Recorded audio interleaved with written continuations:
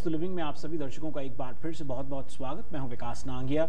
आज हम अपनी वास्तु और फंग शुई कंसल्टेंट पल्लवी जी के साथ बातचीत कर रहे हैं स्टूडेंट्स एंड वास्तु विषय पर। पल्लवी जी, कार्यक्रम में आपका एक बार फिर से बहुत बहुत स्वागत। एक ऐसा दिलचस्प विषय है जिसकी ओर सबका ध्यान अपने आप चला जाता है, फिर वो चाहे स्टूडेंट हो या स्टूडेंट्स के पेरेंट्स हो। पेरेंट्स हों का ये रहता है कि भी बच्चे बुरी कंपनी में ना जाएं, अच्छी सत्संगति में रहें, अच्छी विचारधारा उनमें रहे। ऐसे में वास्तु किस तरह से मदद करता है? इसके लिए कुछ जानकारी तो व्यक्तिगत रूप से होनी ही चाहिए, लेकिन उसके बाद भी अगर हम बात कर सकें कि वास्तु के नॉर्मल स्टूडेंट और बिजनेस लोकेशन के लिए या किसी बाहर जाकर वहाँ पे टेम्पररी बेस पे किसी एक खास टारगेट से अगर आप कुछ काम करते हो, किसी को अपना फोकस सक्सेस के ऊपर आप करना चाहते हो, तो वास्तु के क्या क्या बेसिक नियम आप अप्लाई कर सकते हो। तो जो भी आप उस कमरे के अंदर सजावट करते हो उसमें बुक वगैरह बड़ी डिसिप्लिन के साथ होनी चाहिए। वो कमरा ज़्यादातर आपको जो भी जगह आपको मिली हुई हो उतना लोकेशन ज़्यादातर क्लीन होना चाहिए। स्लीपिंग पोजीशन का बहुत ज़्यादा इम्पोर्टेंस रहेगा। तो स्लीपिंग पोजीशन वहाँ पे किसी भी कीमत पे नॉर्थ फेसिंग नहीं रखनी चाहिए।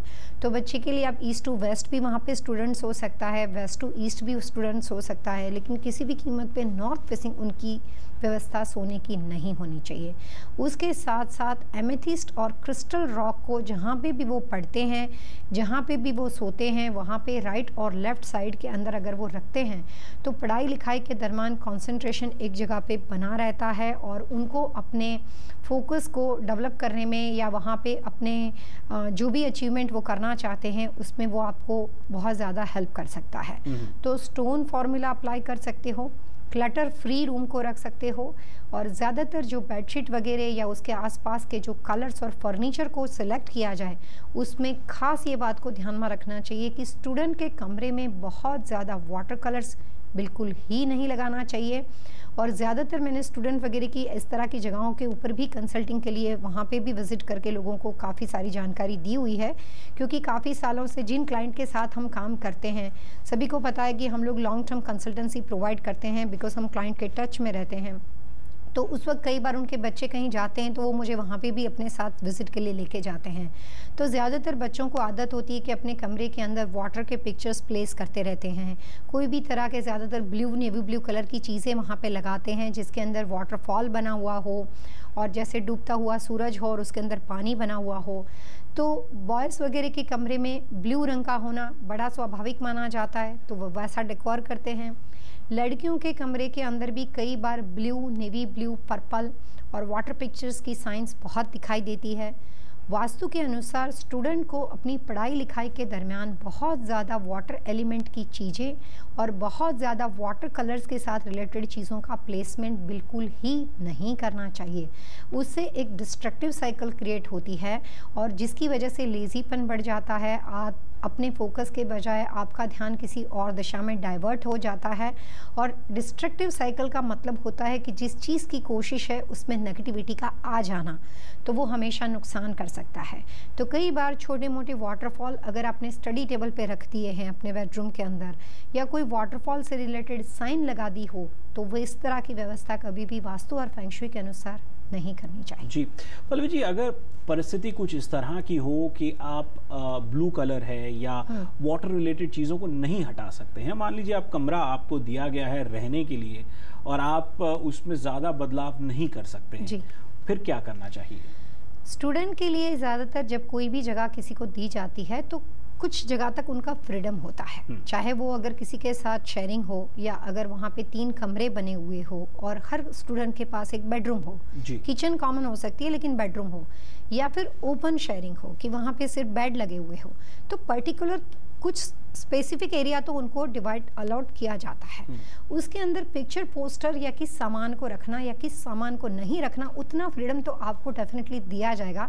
अगर सब कुछ भर के देंगे तो फिर स्टूडेंट को वो अपना कमरा इतने दिनों तक लगता नहीं है। तो हर जगह पे जहाँ कहीं आप जाते हो, पिक्चर पोस्टर्स और कोई भी तरह के डेकोर का फ्रीडम तो आपके पास 101% होगा। बात छोटी सी है लेकिन कॉलेज स्टूडेंट्स डॉम में हम भी रहे हैं, देखा है सारा कुछ, लेकिन कई बार ऐसा रहता है कि स्टूडेंट्स जो है कॉलेज के अंदर कुछ ऐसे रोल मॉडल्स के पोस्टर्स लगाते हैं। हो सकता है कि वो नेल्सन मंडेला हो सकता है वो महात्मा गांधी हो सकता है वो दलाई लामा, अलग अलग इस तरह की हस्तियों के पोस्टर्स लगाते हैं। किसी को पीस की इंस्पिरेशन मिलती है, किसी को स्ट्रगल की मिलती है, किसी को फोकस की मिलती है। अब इनमें से कुछ व्यक्ति जीवित हैं और कुछ जीवित नहीं हैं। ऐसे पोस्टर्स घर में हो या स्टूडेंट के रूम में हो, कितना उनका महत्व है? जो चीज़ हमें इंस्पायर करती है वो अगर हमारे माता पिता ब्रदर सिस्टर के फॉर्म में नहीं होती है, तब वो हमारे रोल मॉडल बन जाते हैं। जैसे भी आपने कहा, तो जिससे आप इंस्पायर होते हो उनके लिए बात बदल जाती है। जैसे महात्मा गांधी है, तो महात्मा गांधी के लिए हम एंसेस्टर वर्ड्स यूज़ नहीं करते, क्योंकि वो उसको भारत के लिए उसको पिता का दर्जा दिया गया है। तो उनको जब देखा जाता है तो उसके साथ साथ हमें उन्होंने इंडिया के लिए जो बलिदान दिए हैं और इंडिया के लिए जो उन्होंने स्ट्रगल किया है उसका हमें इंस्पिरेशन मिलता है। तो उससे हम बड़े खुश होते हैं कि हम इनके जैसे बनेंगे। तो किसी चीज़ से इंस्पायर होने के लिए अगर हम कोई चीज़ करते हैं तो बात अलग होती है। लेकिन वही महात्मा गांधी जिसके अगर उनके बेटे के बारे में जब की बात हो जाती है तो उनके लिए वो अपने सब कुछ है, वो अपने पिताजी हैं, तो उस वक्त माहौल बदल जाता है। तो जो चीज़ आपको इमोशनली हर्ट ना करती हो, जिससे आपके इमोशन बैलेंस रहते हो और जिसको देख के आपको मोटिवेशन मिलता हो, वो सारी चीज़ें कर सकते हो। लेकिन जब हमारे पास किसी ऐसी चीज़ को देख के हमें बड़ा दुख होता हो, हमें बार बार उसका एक्सीडेंट याद आता हो, हमें कुछ भी हमें वो पास्ट में लेके जाता हो, उसका विपरीत असर पढ़ाई पे होता है। तो ऐसा नहीं है कि आप हर ऐसी चीज़ को रखो जो लाइव है, लेकिन आप हर ऐसी चीज़ को रखो जो आपको इंस्पिरेशन में और मोटिवेशन में और आपको आगे बढ़ने में हेल्प करे। जी, तो हमने जहाँ समझा स्टूडेंट्स के लिए इम्पॉर्टेंट है नॉर्थ ईस्ट और ईस्ट दिशा के लिए आपने ख़ास एक कहा कि जो एक नेचुरल एनर्जी मिलती है वो एक विशेष उसकी अहमियत है। साथ ही साथ अगर पल्लवी जी, अगर आपके रूम में एक ऐसी फैसिलिटी है या आपको एक स्टडी डेस्क मिलता है या बना सकते हैं आप या ख़रीद करके रूम में रख सकते हैं, क्या कहेंगे कि किस तरह का डेस्क होना चाहिए? क्योंकि तरह तरह की चीज़ें हैं मार्केट में, वो स्टोन रिलेटेड भी हैं, वो मेटल रिलेटेड भी हैं, वो वुडन रिलेटेड भी हैं। क्या कहेंगी, उचित क्या है? तो दूसरी बात आती है फर्नीचर सिलेक्शन की। जी, स्टूडेंट के लिए ज़्यादातर फर्नीचर वुड का पसंद करना चाहिए। ईजी आप उसको मेंटेन कर सकते हो, कोई भी तरह के नुकसान होने के चांसेस नहीं रहते हैं, और वुड नेचुरल एनर्जी को सपोर्ट करता हुआ एलिमेंट है।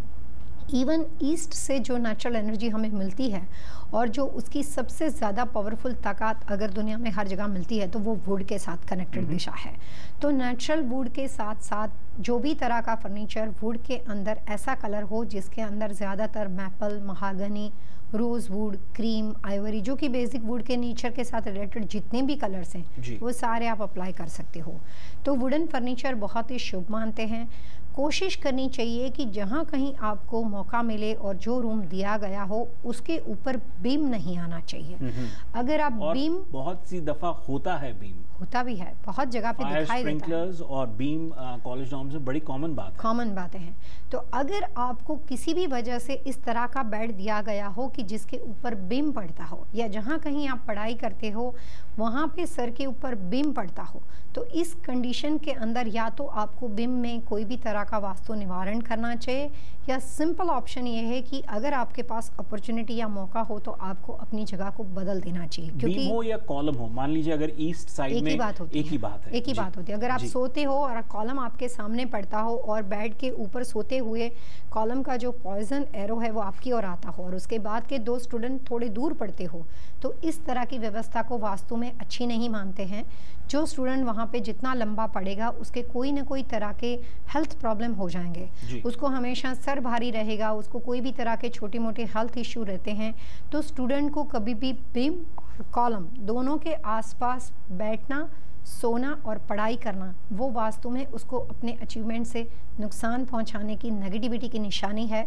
तो इस तरह की व्यवस्था को जहां तक हो सके वहां तक अवॉइड करना चाहिए। जी दर्शकों, वास्तु लिविंग में अब वक्त तो चला है एक और छोटे से ब्रेक का। ब्रेक के बाद वापस आते ही पल्लवी जी से हम पहले जानेंगे टिप ऑफ द वीक और फिर आज के विषय पर बातचीत जारी रहेगी। आप जाइएगा नहीं, देखते रहिए वास्तु लिविंग।